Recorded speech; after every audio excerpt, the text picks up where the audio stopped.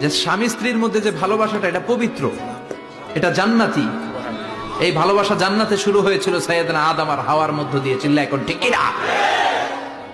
স্বামী স্ত্রী দুইজনে একের হাতের সাথে আরেকজনের হাত মিলালে হাতের সগীরা গুনাহ মাফ করে কে? আল্লাহ। স্ত্রীর চেহারার দিকে নজর করে তাকালে চোখের গুনাহ মাফ করে দেয় কে? আল্লাহ। স্ত্রীর জন্য প্রতি মাসে যে খরচ দেন, এই টাকাগুলো সদকা দেওয়ার সওয়াব আছে না নাই? স্ত্রীকে যে দামি দামি ভ্যানিটি ব্যাগ কিনে দেন, এটা তো সওয়াব আছে না নাই? কক্সবাজারে ঘুরতে নিয়ে গেলে সওয়াব আছে না নাই?